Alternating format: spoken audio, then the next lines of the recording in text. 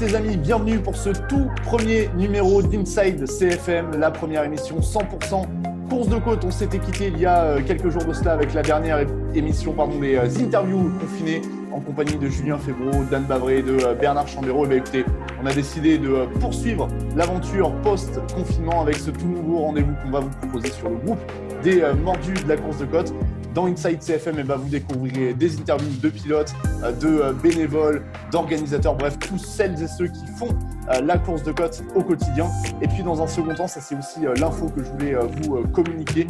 Eh bien, dès la reprise du championnat de France de la montagne Inside CFM, ce sera aussi une émission de débrief de vos épreuves. Dès la fin d'une épreuve, vous aurez accès à cette émission où on vous parlera de tout ce qui s'est passé le week-end précédent. Donc restez connectés bien évidemment. Et puis je le rappelle, l'ensemble des interviews confinées que nous avons réalisées sont disponibles toujours sur le groupe des mordus de la course de côte. Ceci étant dit, je vous propose de passer justement sur ce premier plateau d'Inside CFM spécial 100% féminin. Pour le coup, vous le découvrez à l'écran. J'ai à mes côtés 3 jeunes femmes qui animent les pentes du championnat de France de la montagne. Je vais vous les présenter. On va commencer par celle qui n'a pas forcément le plus gros palmarès, mais qui a quand même une ligne sympa à son palmarès puisqu'elle est la championne de France féminine en titre. Il s'agit d'Élodie Lafosse. Salut Élodie. Bonjour. On continue avec une animatrice de la course de côte, de la Coupe de France et puis du championnat de France deuxième division. Elle a notamment terminé meilleure féminine de la dernière finale de la Coupe de France. C'était Tossar-Montel-Beaujolais. Il s'agit d'Emeline Brella. Salut Emeline. Salut. Et puis on accueille également la double championne de France en titre féminine en deuxième division. Il s'agit de Marie Camarès. Salut Marie. Salut Pierre, salut les filles. Bon, je vous remercie les filles d'être à mes côtés. J'espère que vous allez bien. C'est super de vous avoir dans ce premier plateau d'Inside CFM. Ma première question que je change un petit peu par rapport aux questions précédemment posées à mes différents invités. Comment s'est passé pour vous ce confinement? Qu'est-ce que vous avez fait pendant ces 2 derniers mois? Élodie, vas-y, explique-nous tout. Je crois que tu n'as pas chômé toi pendant le confinement, si je ne dis pas de bêtises. Eh ben non, moi du coup j'ai été réquisitionnée pour travailler. Et ouais, du coup, parce que toi tu étais aide-soignante, c'est ça? Je suis étudiante infirmière en 3e année, donc réquisitionnée. Quasiment aide-soignante, en tout cas réquisitionnée dans cette période. Félicitations pour le travail mené, bien évidemment. Marie, comment ça s'est passé pour toi le confinement? Moi, c'était un petit peu compliqué puisque j'ai dû fermer au public. Enfin, mon entreprise a fermé au public. Donc, on a fait avec les demandes de clients, s'adapter. Donc, voilà. Tu as quand même pu un petit peu travailler malgré tout, ouais? Un petit peu de travail avec quelques entrepreneurs qui continuent à travailler. Et, voilà. On a fait en fonction des clients. Bon, on espère que cette reprise te sera favorable en tout cas. Emeline, comment ça se passe pour toi le confinement? Enfin, comment ça s'est passé, plutôt, parce qu'on est, pour rien cacher à nos amis internautes, on enregistre pendant le confinement, mais vous découvrez cette émission après le confinement. Donc, dis-nous tout, Emeline. Effectivement, ça a été un peu compliqué avec l'entreprise. Donc, nous, on n'a pas travaillé, on a resté l'entreprise, mais par contre, j'ai travaillé chez moi, donc j'ai pu faire ma maison et du coup, bien avancer. Bon, tu as été bien occupé du coup pendant ces 2 derniers mois, tu t'es pas ennuyé. Bon, super.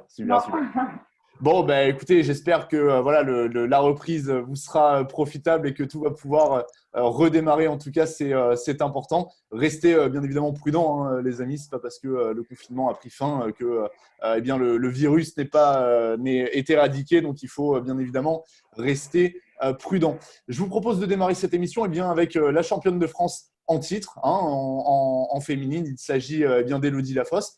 Alors, Élodie, toi, tu n'as pas forcément le plus gros des palmarès. Tu as démarré il y a pas si longtemps la course de côte, mais tu as quand même justement remporté ce titre. On y reviendra. On va refaire un petit peu le point sur ta saison 2019, justement. Alors, explique-nous un petit peu dans quel contexte tu t'es retrouvé, je dirais, dans la course de côte. Je crois que ton papa était pilote et puis, du coup, tu l'as toujours un petit peu suivi, c'est ça? C'est ça, moi depuis que je suis toute petite, j'ai suivi mon père sur les courses et après j'ai eu envie à mon tour essayer. Bon, et je crois que tu n'as pas démarré tout de suite parce que ton papa n'était pas forcément trop fan de l'idée, si j'ai bien compris. Tu as démarré à l'âge de 24 ans, c'est ça? Et j'ai commencé en 2017, ma première course, donc oui, 24 ans.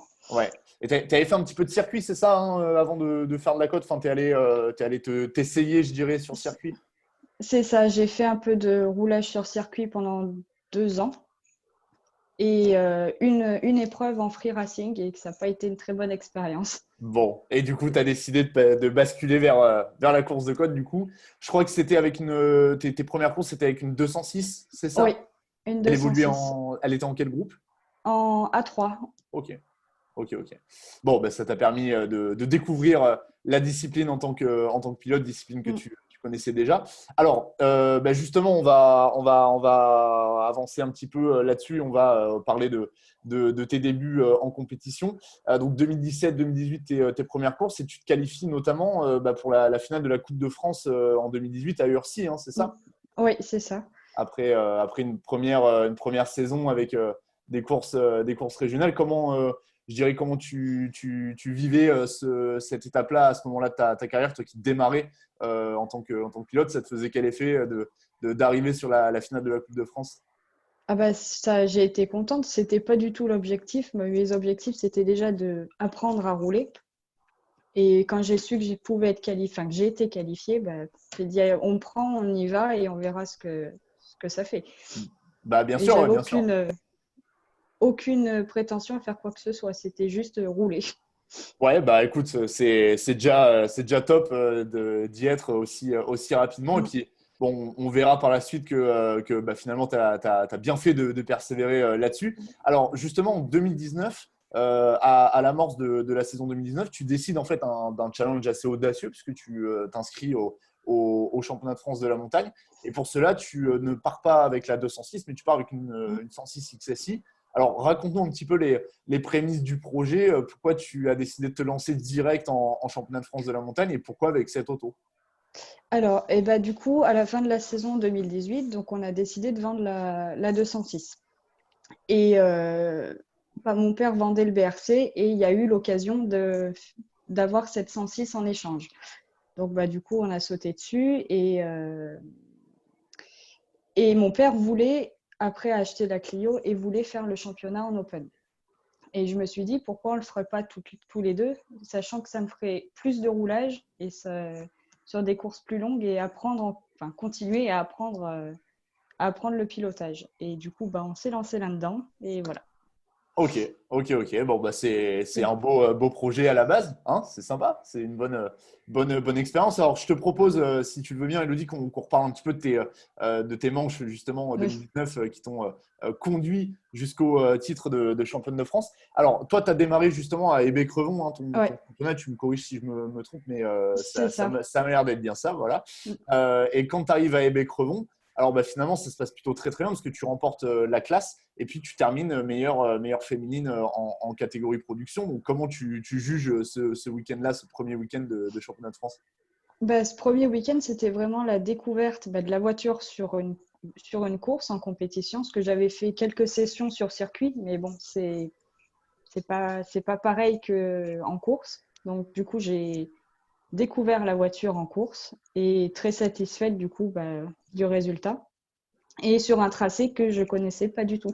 Ouais, et en plus, parce que Ok, c'était la première fois du coup que tu allais en tant que pilote à Hébé-Crevon, donc c'est c'est cool. ça. Même spectateur, j'étais jamais allée. Donc, D'ailleurs, il ne faut pas dire découverte. Hébé-Crevon, il faut dire Terre-Sterval-Agneau.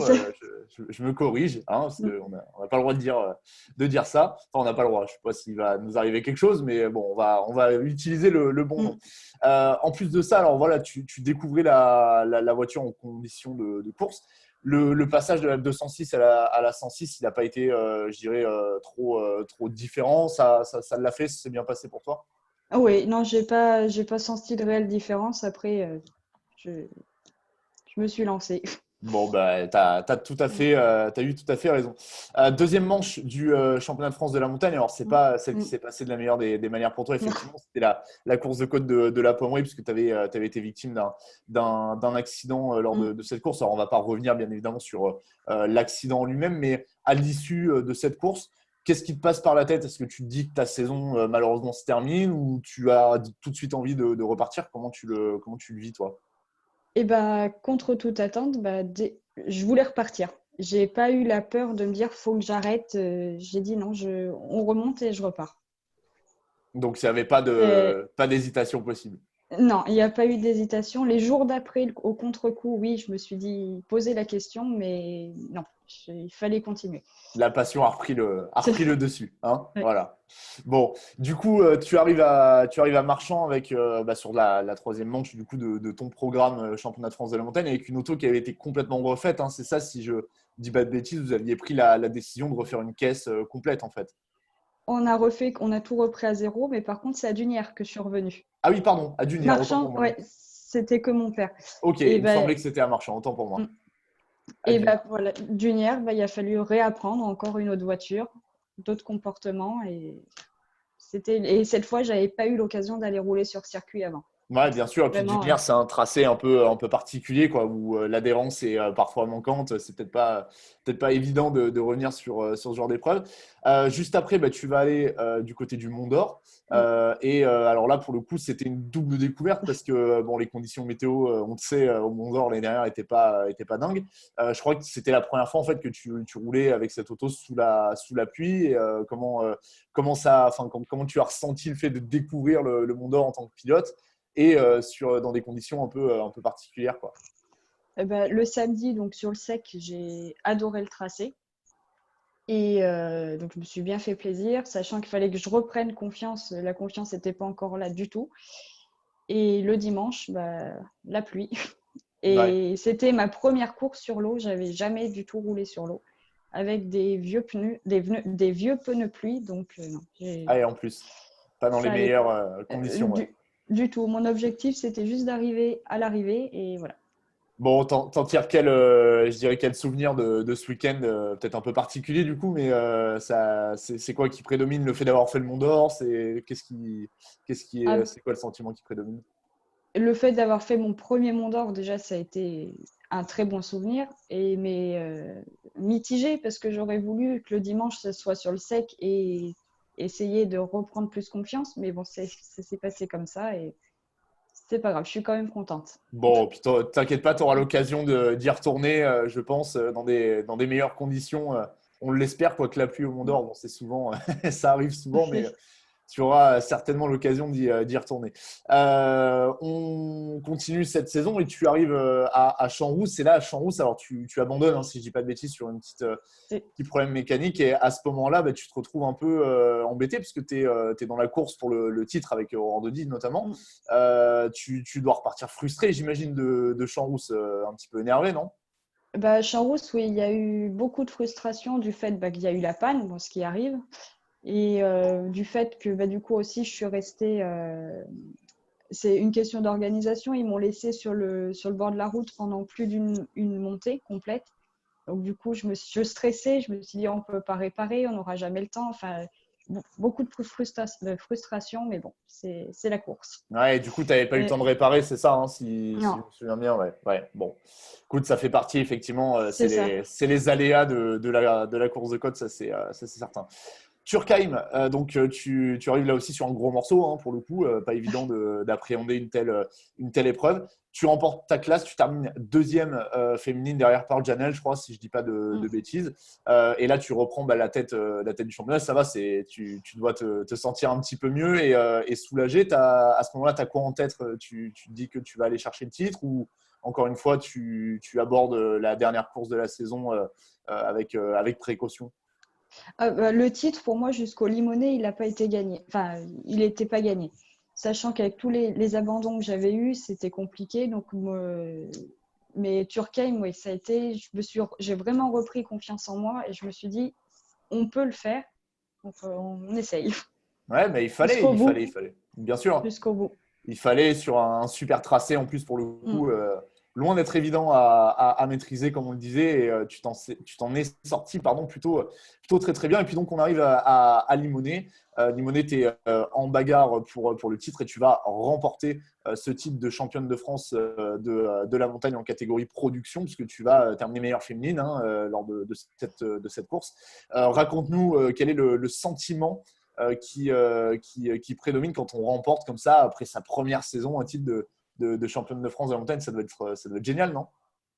Le sentiment, là, il y a eu beaucoup d'émotions à l'arrivée du Limonest, du fait de toute cette saison qui s'était passée qui était très compliqué, la sortie, les pannes. Donc, ça a été un gros soulagement et beaucoup d'émotions.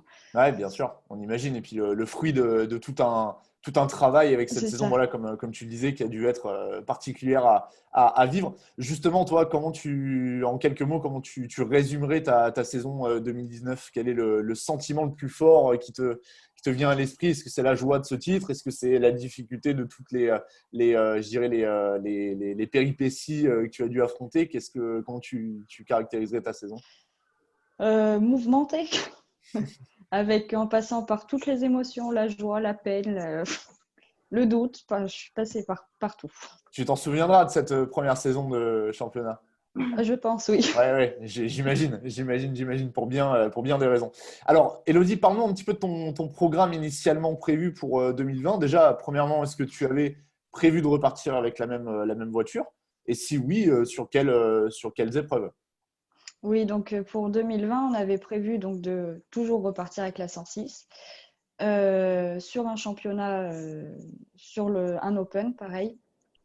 Et mon objectif, c'était de faire le maximum de courses cette fois-ci parce que j'avais pas fait du coup, j'avais loupé des courses du championnat, donc en faire un maximum et voir ce que ça donnait.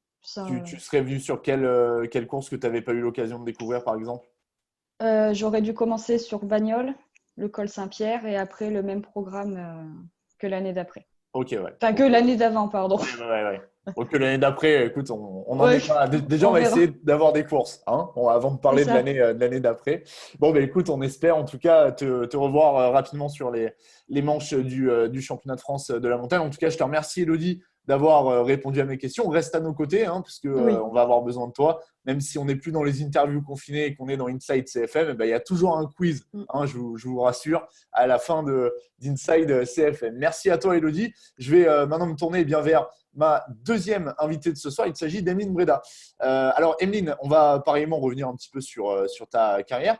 Toi, c'est un petit peu pareil, hein, c'est-à-dire que tu as grandi sur le bord des épreuves par l'intermédiaire de ton papa, si je ne dis pas de bêtises. Et quand tu étais plus jeune, tu as intégré une association, alors j'ai pu constater ça, qui justement mettait en lumière le sport automobile du côté de Grenoble. Hein. C'est bien ça, tu peux nous en parler un petit peu? C'est ça. En fait, ça s'appelle le Team Legalapia. Et donc, c'est des enfants, en fait, qui construisent leur propre, enfin, les voitures. Et enfin, on va rouler sur circuit et ça apprend. C'est une vraie école de la vie. On apprend la mécanique, la carrosserie, on apprend beaucoup de choses. Et toi, tu es resté combien de temps dans cette association? Je suis rentrée dedans, j'avais 12 ans, jusqu'à l'âge de 17 ans. Ok, toute l'adolescence, quoi, on va dire. C'est ça. Ouais. Ouais. Et Bon. on apprend beaucoup. Ça nous apprend la conduite, ça nous apprend à faire notre voiture, parce que faut faire la voiture pour courir. Donc voilà, franchement, c'est super. Bah bien sûr, ouais, on imagine qu'après, pour la suite, ça a dû te servir. Alors, je voulais revenir aussi sur autre chose qui a marqué ta jeunesse, Émile, puisque même si tu as grandi dans le sport automobile, j'ai découvert que tu étais notamment pratiquante de basket, surtout, et que tu avais joué pendant de nombreuses années, hein, c'est ça? Tu peux nous en parler? J'ai joué du basket, mais pas non plus à un niveau fou. Hein. Non, mais alors, c'est déjà bien d'en avoir fait, pour le coup. Ouais. Non, j'ai fait du basket, j'étais petite. Après, vu que je suis entrée au Team Legalapia, j'avais arrêté. Et quand je suis sortie du Team Legalapia, j'en ai refait. Et après, c'est vrai qu'avec les courses, ça a été compliqué parce que souvent, on jouait le samedi soir. Donc, quand je jouais le samedi soir, moi, après le week-end, c'était court. Donc, c'était assez compliqué. Et Ouais, oui. Il fallait choisir le parquet ou l'asphalte. Il n'y avait pas le choix. Tu jouais à quel niveau pour qu'on sache tout? Au plus bas, C'est-à-dire c'est au pas des plus bas. niveaux. Non, ouais, j'étais au plus bas. J'étais dans un petit club en Ok. campagne et ça allait super bien. C'était une bonne ambiance, une bonne équipe et voilà. Bon, ben, c'est cool. C'est déjà très très bien de l'avoir fait. C'est pour ça que je voulais le souligner. Alors, on va retourner côté sport automobile, hein, parce qu'on est quand même là pour parler de ça, hein, chers amis. Donc, toi, tu as démarré en fait le sport auto dès l'obtention de ton permis de conduire, hein, si je dis pas de bêtises, en 2011. Et tu as débuté notamment en slalom avec le proto de ton papa, c'est ça? Oui, c'est ça. En fait, mon papa avait ce proto-là depuis 2005. Et quand j'ai eu mon permis en 2011, et bah direct, on a attaqué. Donc on a commencé à faire des doublons. Et c'est vrai que ça faisait beaucoup. En fait, dès qu'il y en a un qui arrivait, l'autre repartait. Enfin, ça faisait pas mal. Et c'est là mon père m'a dit, bah moi je prends plus de plaisir à devoir rouler que maintenant à conduire. Lui, ça faisait 25 ans que je roulais. Donc du coup, il m'a dit, bah voilà, maintenant, bah, prends le volant, je te la laisse. Voilà, il te l'a laissé, il a fini par se mettre à la retraite pour que justement tu puisses rouler. Tu vas rouler combien de temps avec ce proto? Eh bien, donc j'ai commencé en 2011 et après fin 2014. Et après, début 2015, je suis passée sur une F3 Martini MK79. Voilà, ben, je voulais justement revenir à ça. Alors, grâce au Proto Merlin, tu vas quand même faire quelques courses de côte et tu vas te qualifier notamment pour tes premières finales de Coupe de France, hein, puisque tu vas, dès 2014, si je dis pas de bêtises, terminer meilleure féminine lors de la finale de la Coupe de France. Donc, c'était un bon apprentissage. Comment tu résumerais, je dirais, ces premières saisons et ces premières années de course? Eh bien, en fait, au début, donc moi, je faisais que du slalom. Moi, j'avais jamais fait de course de côte. Donc, j'ai attaqué en slalom. Donc là, j'étais qualifiée tout le temps pour les finales en slalom. Et je me battais avec Corinne Flamby, qui les remportait à chaque fois. Mais ensuite, en 2014, j'ai voulu un peu voir autre chose et j'ai dit à mon père, bah, moi, j'aimerais bien faire de la course de côte contre, contre ma maman qui ne voulait pas trop.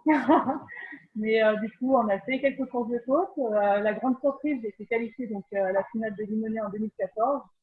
Et puis, on a remporté la victoire. Donc, enfin, on s'y attendait pas. À la base, c'était vraiment histoire d'y aller pour dire que c'était une finale. Quoi. Enfin, et au final, on la remporte. Donc, c'est là que du coup, bah, on s'est dit pourquoi pas faire plus de courses de côte. Et puis, bah, maintenant, on fait ça. Ouais, ouais, ouais. Et c'est à ce moment-là, on imagine que tu décides aussi justement de changer de monture et de partir sur une F3, on l'imagine. Voilà, bah après, Pierre, c'est que ça faisait 4 ans que je roulais avec le photo, et puis après, mon père m'a dit, bah, faudrait, on commence à évoluer sur une autre voiture. Donc, Bien on est sûr. passé sur une F3. Et donc, tu passes justement voilà, à cette Martini pardon, MK79. Tu vas débuter, je dirais, en Formule 3. Comment se passe l'apprentissage pour toi sur une auto radicalement singulière et différente du Proto Merlin, quoi? Eh bien, au début, c'était assez dur parce que c'est vrai que sur une F3, donc la première fois où on monte dedans, déjà en cale.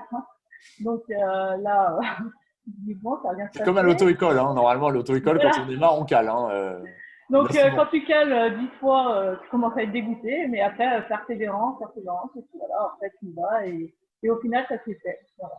Bon, bah ça s'est plutôt bien passé parce que tu vas, on va le dire quand même si on en reparlera tout à l'heure, mais tu es une des plus grosses performeuses en termes de finale de Coupe de France, hein, parce que tu as terminé à 5 reprises meilleure féminine lors de la finale en 2014, en 2015, en 2016, en 2017 et cette année en 2019, j'y reviendrai tout à l'heure. En 2016, notamment, tu vas justement te lancer à l'assaut du championnat de France de la montagne, deuxième division, hein, avec ta F3 et tu vas remporter le titre de championne de France deuxième division. Donc, parle-nous un petit peu de ça, de cette saison. Quel effet ça te fait d'avoir ce titre à l'issue de cette saison? Et bien, franchement, c'était sympa. C'était la première fois quand j'ai deuxième division. C'est vrai qu'il y avait un peu plus de courses que l'an passé, donc c'était intéressant. Enfin, et puis découvrir des tracés qu'on ne connaissait pas. Et du coup, découvert Quillan, qui est une des plus belles de France. Mais franchement, ouais, ça a été une belle satisfaction de finir ce type de deuxième division. C'est sympa. Ouais, première ligne en tout cas à ton palmarès qui va s'étoffer hein, quand même malgré tout, comme je le disais tout à l'heure. Et donc en 2017, tu décides de passer un step et de t'engager sur ton premier championnat de France de la montagne. Et pour cela, tu changes de monture parce que de la Martini, tu passes à la Dallara F308, donc auto bien plus moderne pour le coup. Comment se passe ce changement? Pourquoi le choix de cette auto? Dans quelles circonstances, je dirais, tu fais l'acquisition de cette Dallara?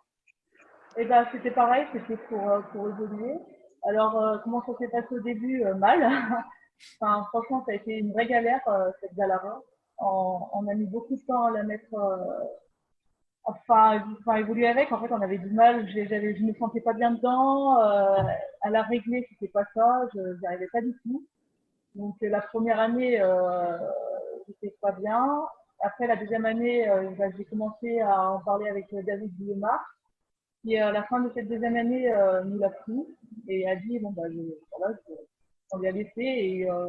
Et donc, du coup, ça a été un grand changement et il a fait un super boulot sur cette Dallara parce que maintenant, je prends vraiment du plaisir. Et voilà. Ouais, je crois qu'il y avait des petits problèmes de passage de vitesse, notamment, si je dis pas de bêtises. Ouais. Ouais, c'est ça. J'avais beaucoup de mal, en fait. Mes vitesses, j'arrivais pas à rester accélérée en passant mes vitesses. J'essayais à chaque fois de désaccélérer pour passer mes vitesses. On a mis beaucoup de temps à pouvoir la régler correctement. Ouais. Et puis donc en 2017, bon, malgré tout, tu vas terminer 8e du Challenge Open en F3. On te verra aussi du côté de Quillan, justement, tu en parlais pour la finale de la Coupe de France. 2018, bon, la saison pour ces raisons-là était un petit peu plus compliquée. Donc justement, tu en parlais, je voulais évoquer le sujet avec toi, mais c'est David Guillaumard notamment à qui tu as confié la gestion de ta Dallara qui te l'a remodelé, hein, on va dire, avec notamment une refonte complète du moteur chez Mercedes, etc. Et 2019, visiblement, de ton aveu, la voiture se comportait pas du tout de la même manière et en bien cette fois, hein, c'est ça? Ah oui, non, franchement, ça a été le jour et la nuit. J'en avais pas du tout confiance en cette voiture. J'avais vraiment du mal à me mettre dedans. Et en fait, au final, cette année, ça a été une vraie révélation. Enfin, franchement, elle a été top. Enfin, je me suis sentie bien tout de suite dedans. Et d'ailleurs, les chronos se sont vus parce que j'aimais bien mes chronos de 3-4 secondes à chaque tour. Donc, pour dire que voilà, il y avait vraiment un souci et que maintenant, ouais, c'est une autre voiture. Ouais, bien sûr, c'est certain que quand on voit les chronos qui s'améliorent, on se rend bien compte que les perfos étaient meilleurs et puis que tu étais certainement plus en confiance aussi, parce que ça doit, on l'imagine, quand tu as du mal à régler une auto comme ça, tu dois te poser des questions aussi sur ta façon d'aborder le truc, quoi, j'imagine. Ouais, au début, moi, franchement, au bout de 2 années avec cette voiture, j'étais complètement dégoûtée, limite, à me dire, la course, faut que j'y arrête parce que j'y arrive pas. Et au final, David a fait un merveilleux boulot sur cette voiture. Là, franchement, elle a complètement changé. Donc, là, j'ai vraiment repris du plaisir et repris confiance. Bon, c'est de bonne augure en tout cas pour la suite. On rappellera bien évidemment que tu avais quand même en 2017 terminé 3e du championnat de France de la montagne, 2e division, toutes catégories confondues entre guillemets, hein, tout sexe confondu, et que tu avais remporté à nouveau ce titre en féminine avant que Marie te le ship. Elle nous en reparlera tout à l'heure dans quelques instants. Emeline, ton programme, c'était quoi toi pour 2020? Est-ce que tu avais prévu de garder la même auto, de rouler sur les mêmes épreuves? Oui, j'avais prévu de garder cette auto-là. Après, j'avais prévu aussi de refaire un championnat de France première division automne et de m'inscrire aussi aux deuxième division. Après, c'était aussi faire plus de manches en première division parce que c'est vrai que l'année dernière, j'en ai fait 4. Donc, ça faisait pas beaucoup. Et j'aimerais bien voir aussi d'autres courses que j'ai encore jamais faites en première division, par exemple aller dans l'Ouest, etc., pour découvrir ces courses-là. Ouais, bien sûr. Et tu te serais engagé sur un Challenge Open aussi ou... Oui, Ouais.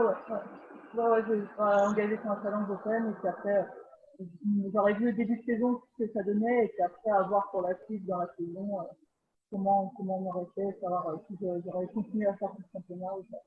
Bien sûr, bien sûr, bien sûr. Bon, ben écoute, on espère, comme Elodie, de vous revoir le plus rapidement possible, en tout cas sur les manches du championnat de France. Moi, je te remercie, Emeline, d'avoir répondu à mes questions. Ben, pareil, hein, tu restes à mes côtés et puis on se retrouve tout à l'heure. Je vais me tourner maintenant vers Marie Camarès, donc, qui est ma troisième invitée de ce soir. Alors, Marie, pareil, on va revenir aussi sur ta carrière. Donc, toi, ton papa roulait, hein, si je dis pas de bêtises aussi. Donc, tu es né aussi dans le sport auto de cette manière-là, mais tu pratiquais pas. Toi, tu pratiquais plutôt le rugby, c'est ça? C'est ça. En fait, mon papa, il a fait de la course de côte juste pendant 2 ans, fin des années 70. Et on était plutôt côté spectateur. On est de la famille à Albi. On était tout le temps au circuit d'Albi dès qu'il y avait un événement. Donc moi, j'ai suivi mon frère et je suis partie au rugby. Donc j'ai fait de 5 ans à 19 ans à peu près. J'ai fait du rugby. Donc jusqu'à 15 ans, on est en mixte. Et après, au-delà de 15 ans, on passe en féminine. Ouais. Et à assez haut niveau en plus, non? Raconte-nous un petit peu. Je crois que t'as fait pas mal de trucs sympas, non? Oui, juste avant la transition pour passer en féminin, en fait, j'ai été sélectionnée dans les équipes régionales pour faire justement des matchs contre les autres équipes régionales, etc. Donc c'était un niveau assez sympa. Et j'aurais dû intégrer le pôle espoir qui est à Toulouse, mais j'ai fait un choix différent pour mes études. Ouais. Alors, on va en parler justement, parce qu'à ce moment-là, du coup, tu choisis plutôt de t'orienter vers la mécanique, hein, c'est ça, et tu vas justement aller plutôt de ce côté-là. Donc, bah, là, finalement, tu es déjà dans ta tête plutôt côté sport auto que rugby, non? Oui, c'est ça. En fait, à partir de ce moment-là, le rugby, je l'ai pris vraiment pour un sport, enfin, une passion à côté. Après, c'est vrai que moi, c'était le sport auto depuis vraiment toute petite. Je voulais travailler dans le sport automobile, plutôt côté mécanique et moteur. Et Ouais, tu te voyais pas pilote, toi, tu te voyais plutôt non, dans le sport auto, ouais. moi, quand Mais, j'allais enfin, au circuit ouais. d'Albi, j'allais discuter avec les mécaniciens, en fait, Ok, ok, savoir ok. comment ils avaient fait, etc. C'était vraiment, c'était ce que je voulais faire. Et puis après, au fur et à mesure des études, enfin, de fil en aiguille dans les études, j'ai un petit peu bifurqué. J'ai pas fait ça. Après, j'ai fait des stages quand même chez des préparateurs, etc. Ouais, bah c'est cool. On imagine un petit peu à l'image d'Emeline de ce passage, je dirais, au sein de l'association, que bah, ça te permet bah, voilà, aujourd'hui aussi comment dire, de mieux appréhender le réglage de ton auto et puis de façon générale de comprendre un peu mieux comment ça fonctionne. Donc, c'est loin d'être une mauvaise chose. Je crois que tu débutes en course de code, Marie, en 2014, hein, c'est ça, en F2000 avec une Mégane, je dis pas de bêtises. C'est ça, c'est une Mégane qu'on a montée du coup de A à Z avec mon père. On a pris le règlement F2000 et parce qu'on n'avait plus aucun contact avec personne en course de côte. Donc on a suivi le règlement, on a monté l'auto et donc toute l'année 2013. Et donc on est arrivé à Tarbes-Metz en 2014 avec la F2000 que je n'avais jamais conduit. J'avais pas fait de circuit, rien du tout, j'avais de course de côte. Donc c'était un pari un peu osé, mais on l'a fait. Et ça fait quoi du coup d'arriver comme ça sur une course en plus assez mythique quoi pour le coup et de découvrir la voiture en live en termes de pilotage. Et là, on découvre tout, on découvre le casque, le Hans, le harnais. Enfin, j'ai tout pris de la même journée. C'était une grosse journée. Et, ouais, c'était compliqué. Après, j'ai dû finir dernière, à part s'il y a eu un abandon. Mais Ah, il faut bien apprendre, hein, tu sais, faut bien une première à tout, quoi, ça c'est sûr. Bon, tu vas du coup participer à quelques courses en 2014. En 2015, tu vas rester sur cette voiture. Je crois que vous travaillez dessus pas mal pour y apporter pas mal de modifications. Et notamment, tu vas passer aux gommes Michelin qui vont bien changer le comportement de la voiture, hein, c'est ça? ouais, c'est ça, ça a un petit peu révolutionné pour moi la conduite. Bon, on y a fait aussi les amortisseurs, on a travaillé un petit peu le moteur. Bon, on a privilégié le châssis surtout. Et c'est vrai que pour moi, c'était le jour et la nuit avec les Michelin.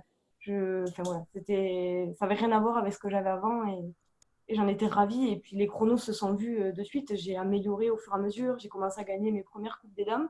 Donc c'était surtout sur du régional Midi-Pyrénées. Et puis cette année-là, on avait décidé d'agrandir puisque pour nous, plus j'allais rouler et plus j'allais apprendre. Donc on a agrandi le cercle, notamment le premier client, l'ODEV, etc. Ouais, ouais, donc tu es t'es allé mesurer des courses en plus pas les plus petites, hein, pas les plus courtes. En termes de tracé, tu parlais de l'ODEV et de Quillan. Et du coup, à l'issue de cette saison 2015, tu vas terminer meilleure féminine de la Ligue Midi-Pyrénées, du coup, hein, c'est ça? Non, en fait, C'est l'année d'après? si, en 2015, j'ai été à la finale, mais pas pour meilleure féminine. J'étais remplaçante de meilleure jeune. D'accord, mais au classement de la Ligue, je veux dire, Oui, au classement de la Oui, Ligue. voilà, ouais, ouais. Ok, ok, ok. Bon, ça va, tu vois, on arrive à couper la poire en deux dans ton palmarès. En 2016, donc tu changes radicalement d'univers parce que tu passes à la monoplace. Tu achètes une Formule Renault, enfin une Tatus, la Tatus Monza, qui évolue en DE2, je crois, donc une classe où il n'y a pas forcément beaucoup de Non. voitures équivalentes dans ta catégorie. C'était un petit peu frustrant, j'imagine, de rouler contre des autos parfois plus puissantes. Oui, bon, après, hein, tout ce qui était en région, etc., ben, j'étais seule, en principe. C'est aussi frustrant parce qu'au final, on n'a pas de quoi se comparer. Et après, oui, quand je suis arrivée à la finale face à DF2, Ça n'avait rien à voir. Enfin, moi, j'avais 130 chevaux, je ne pouvais pas rivaliser. Mais après, je pense que c'est vraiment, cette auto, ça a vraiment été un déclic pour moi, pour apprendre le pilotage et puis apprendre la monoplace. Enfin, ça a été vraiment un déclic. J'ai vraiment adoré cette voiture. Ouais, c'est ce que j'avais cru comprendre et que justement le passage s'était fait plutôt pas mal. Alors en 2016, tu termines deuxième, enfin tu termines vice-championne de France féminine en deuxième division, hein, derrière justement Emeline qui était à nos côtés tout à l'heure. Et tu remportes à nouveau, enfin tu termines meilleure féminine de la Ligue Midi Pyrénées à nouveau comme l'année d'après. 2017, tu décides avec justement Dimitri qu'on a eu la chance d'avoir en interview il y a quelques jours, qui n'est pas très loin d'ailleurs, j'ai cru comprendre. Avec Dimitri, vous vous engagez sur le championnat de France de la montagne, première division en 2017. Donc vous lancez ce programme à deux et là tu changes d'auto parce que tu passes à une Tatus, je dirais un peu plus récente en Formule Renault B. Comment se passe l'apprentissage de cette nouvelle auto, issue certes du même fabricant, mais un petit peu plus moderne, quoi. C'était très compliqué. Mes premiers tours de circuit, j'y arrivais pas, je comprenais pas. Bon, après, on a travaillé beaucoup les réglages. C'est notamment Robert Barrière qui me l'a réglé pour que j'arrive enfin à comprendre comment l'auto fonctionnait. Ça a été vraiment dur pour moi. Après, Dimitri, ça faisait un an qu'il avait la Norma, donc on s'est dit, quitte à faire des belles courses pour apprendre, je vais apprendre directement sur le championnat, comme ça l'année d'après, je serai un peu plus à l'aise. Et bon, c'est vrai que ça a été un peu compliqué. Puis j'ai eu une grosse sortie en 2017. Donc ça a été vraiment une année compliquée. On a remonté l'auto en un mois. Et c'est revenu, ça a commencé à revenir à peu près à Quillan. Ouais. Alors justement, je voulais évoquer le sujet avec toi. Alors comme tout à l'heure avec Elodie, on va pas reparler de l'accident lui-même. C'était la course de Golden Marquet, je crois, hein, c'est ça? Marcaille, oui, c'est ça. Ouais, Marquet, pardon. Et oui, alors du coup, il y a cette sortie qui stoppe un petit peu ta saison. Comment toi, tu le vis à ce moment-là? Pareil, tu te dis que tu vas stopper ta saison là. Tu sais déjà que tu vas te relancer. Comment tu abordes le truc? Mais après, on s'est posé avec mes parents, on s'est dit, ils m'ont dit, c'est toi qui choisis si tu veux arrêter. J'avais fait vraiment une grosse sortie. Si tu veux arrêter, c'est toi qui décides, etc. Donc, j'ai budgétisé à peu près qu'il fallait remplacer et j'ai dit, bon, ça va coûter tant, qu'est-ce qu'on fait? Moi, je repars. Et donc, mes parents m'ont suivi et m'ont dit, allez, on y va, on cherche les pièces et on a remonté la voiture en moins de 2 mois exactement, puisque le mercredi avant le Mont d'Or, j'étais en train de l'essayer sur circuit. Donc, c'était Dernière dur. minute, quoi. Mais après, au début, on se dit, je vais repartir. C'est un petit peu comme Mélodie. Puis après, les doutes commencent à arriver. On se dit, est-ce que je vais y arriver? Moi, ma session sur circuit, quand j'ai essayé la voiture, c'était impeccable. J'avais pris un coach, Fabien Lavergne, et qui m'a vraiment accompagnée. Il m'a aidée. J'avais vraiment progressé, même par rapport à avant de débuter la saison. Et puis, arrivé au Mont d'Or, c'était pas du tout ça. Je pense que j'étais au milieu des saxos au niveau du classement. Mais ouais, c'était plus du tout pareil. Une fois arrivé en côte, ça a été dur. La reprise a été dure. J'ai mis du Mont d'Or jusqu'à la finale à Quillan avant d'arriver à reprendre un petit peu confiance en moi et en la voiture surtout. Ouais. Bon, après, voilà, je pense que le plus important, c'est quand même de se remettre dedans. Et puis après, le feeling revient certainement au bout d'un moment. Donc voilà, tu vas justement te qualifier pour la finale de la Coupe de France à Quillan. Entre-temps, tu termines quand même troisième du challenge au niveau du championnat, parce que certaines des manches et la majorité des manches étaient déjà passées. 2018, tu te relances aussi dans un gros programme avec de la deuxième division notamment. Tu termines la championne de France féminine, hein, en deuxième division, vice-championne de France sur l'ensemble du classement général derrière Jérémy Debels. Si je ne dis pas de bêtises, oui, je crois que c'est ça. Hein, voilà, bon, ça va, je ne suis pas trop mauvais. Bon, comment ça se passe pour toi cette saison? Comment tu la vis là, tu gagnes aussi en galon, je dirais, en allant mettre une ligne de plus à ton palmarès. Oui, ben là, dès le début de saison, j'ai commencé à reprendre vraiment mes marques, etc. On voit que les chronos s'améliorent sur des nationales, des fois de plus de 5 secondes sur une montée. Donc, c'est vraiment énorme. On se rend compte que je fais de gros progrès. Et ouais, la deuxième div, on a fait le gros dernier déplacement à la Broc. Et Voilà, on était vraiment, vraiment contents. Enfin, voilà, c'est surtout aussi pour le travail. Autant Dimitri qui m'accompagnait ou mon père, faire les déplacements, enfin, la logistique, etc. C'était un plaisir. Voilà. Oui, bien sûr. On imagine c'est plaisant à la fin voilà, d'avoir cette petite récompense à pouvoir comment dire, leur gratifier. Et vous êtes allé faire une petite pige en Espagne aussi, je crois, en 2018 avec Dimitri, c'est ça, hein? Oui, c'était la première fois qu'on allait à la Bienne Aparecida, je pense. Et oui, on a été faire une petite pige là-bas et enfin, vraiment une course géniale. S'il y a des Français qui veulent partir en Espagne, il n'y a pas de souci. Il faut Allez à aller la là-bas, ouais. Il paraît que l'ambiance, elle est dingue. Ouais, l'ambiance est vraiment géniale. On a l'impression d'être presque des pilotes de Formule 1 par rapport au public. Non, c'est vraiment sympa. C'est une autre mentalité. Faut le faire pour faire une fois dans sa carrière sportive, je pense. Ouais, bien sûr. Bien sûr. Je crois que tu fais septième au scratch sur cette course, c'est ça? Oui, je fais septième au scratch. En plus, c'est une course très rapide. Moi, sur la Formule Renault, enfin, j'étais à 200 à peu près de rupteur et je le prenais sur je sais pas combien de mètres. C'était enfin, une course on n'a jamais fait une course aussi rapide en France. Donc Ouais. l'année suivante, on a mis les bons pignons. Je touchais le rupteur à plus de 215 km/h. Ouais, sympa, sympa, ça doit faire plaisir. Au même titre, je crois que dans les tracés, justement, je voulais en parler avec toi du championnat de France de la montagne qui t'avait marqué. Il y avait Viafan aussi, qui est un tracé assez rapide. Justement, l'année dernière, tu étais sur également quelques manches du championnat de France de la montagne, notamment à Viafan, et tu termines deuxième de classe, hein, je crois, c'est ça, à Viafan? Je pense un peu plus loin, 3 ou 4e, je pense. T'es sûr? Oui, oui, c'est sûr, j'ai pas fait le Ouais, podium. ouais, il me semblait Non, que tu étais. il y avait Steve, Gilles et Didier devant moi. J'ai dû être 4e. Bon, quatrième, peut-être, ouais, peut-être. Mais c'était un super résultat. Enfin, j'ai fait un chrono un peu inespéré. Enfin, je me sens très à l'aise moi au biathlon. C'est une course que j'apprécie vraiment beaucoup. Et c'est vrai que enfin, j'avais fait un bon chrono. J'étais à quelques dixièmes de Didier. Donc c'est un très très bon souvenir pour moi au Bon. biathlon l'année dernière. Cool. Un tracé aussi également très rapide en 2019. Bon, du coup, tu remportes à nouveau le championnat de France de la montagne deuxième division en féminine. Et on te voit, bah, voilà, comme je le disais, sur d'autres manches du championnat de France première division.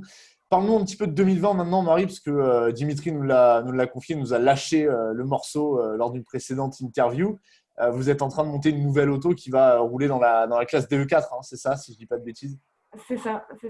Donc, à fin d'année, fin de saison 2019, on s'est posé la question qu'est-ce que j'allais faire? Ça fait 3 ans que j'avais la Tatus.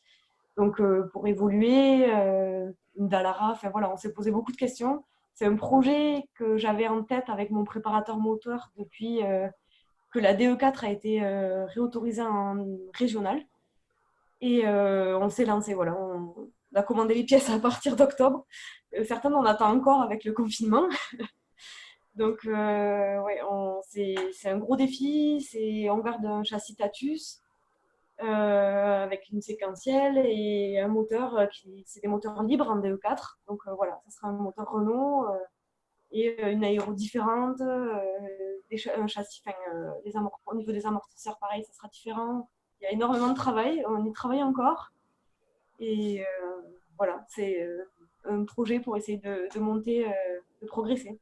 Ouais, bien sûr, bien sûr. Bon, on la verra quand cette auto, même si elle roule pas, on la verra un de ces quatre quand même sur les réseaux sociaux ou autre chose. Tu vas nous la montrer? Moi, comme Dimitri le disait, on a encore des pièces qui sont un peu par-ci par-là. Donc, on espère que les dernières pièces arrivent prochainement. Après, on va avoir des réglages à faire et un dernier passage en carrosserie pour les finitions.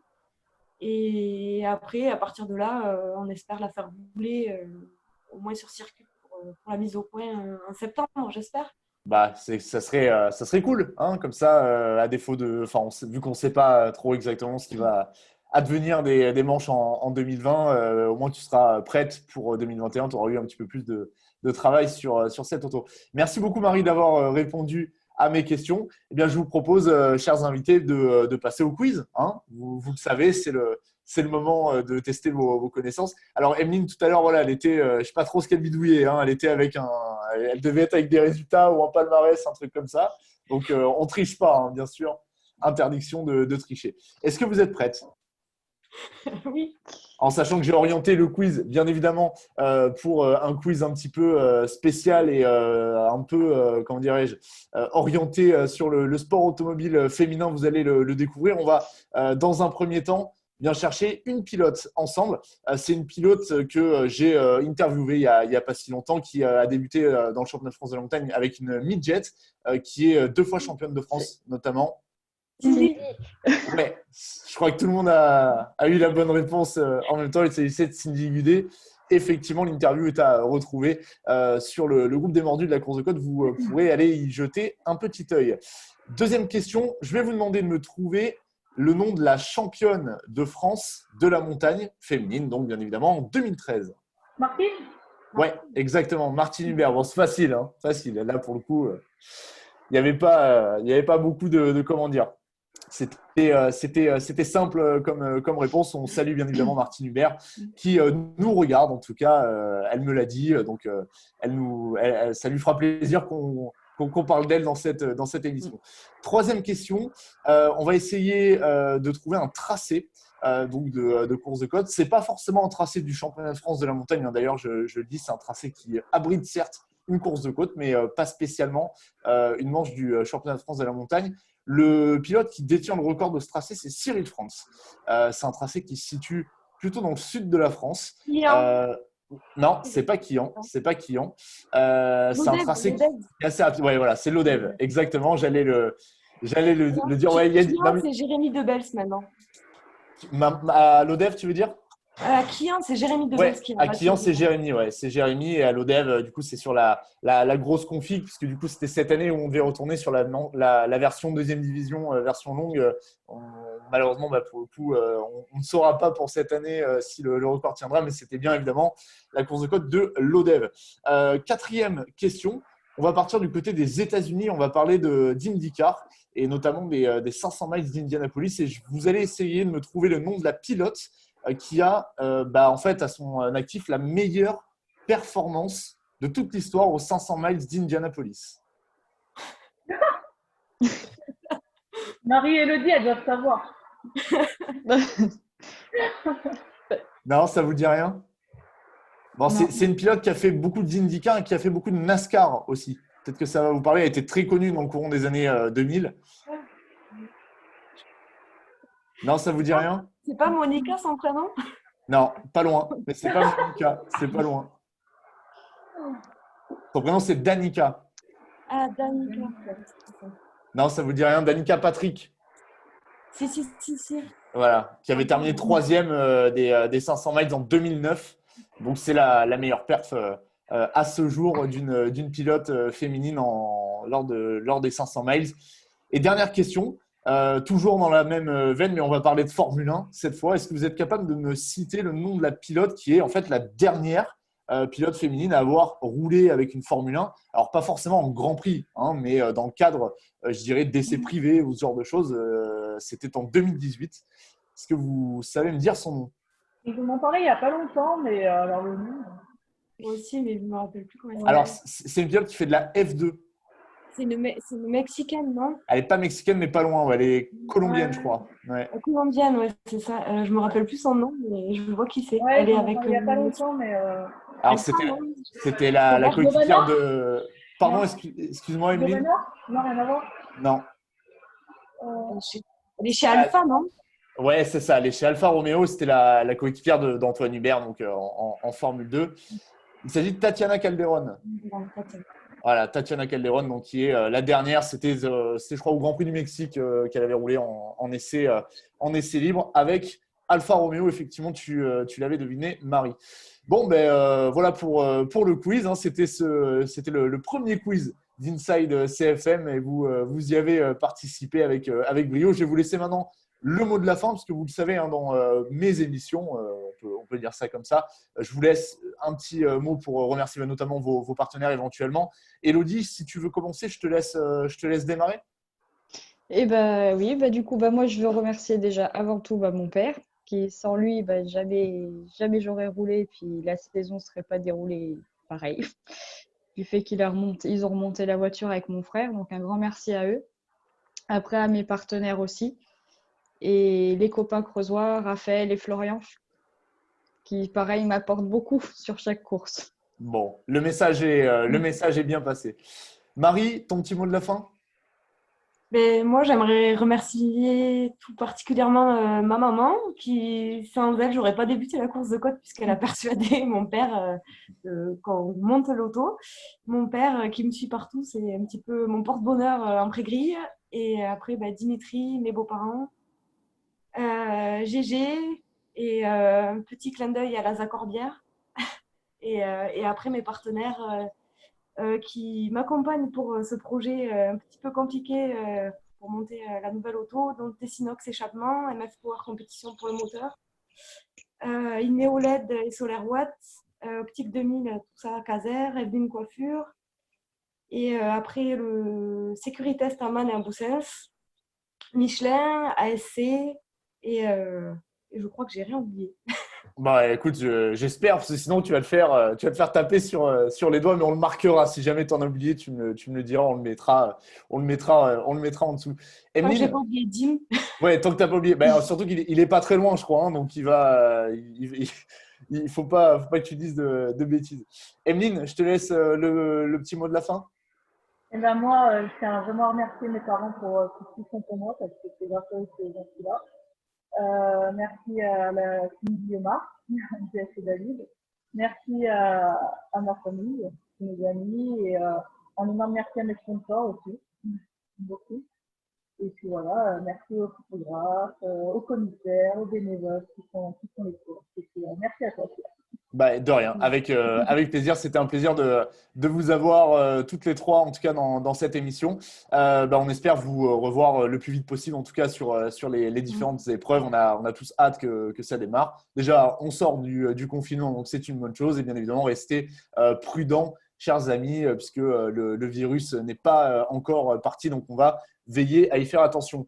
Les amis, je vous le rappelle, l'ensemble des émissions d'Inside CFM seront à retrouver sur le groupe des Mordus. Restez connectés, bien évidemment. Il va y avoir de toutes nouvelles émissions à découvrir, des interviews de bénévoles, de partenaires, de personnes qui travaillent dans l'ombre, dans le milieu de la course de côte.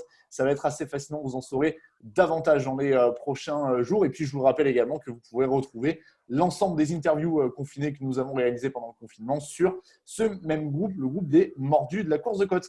Merci à toutes les trois. Je vous dis à très bientôt. Au revoir.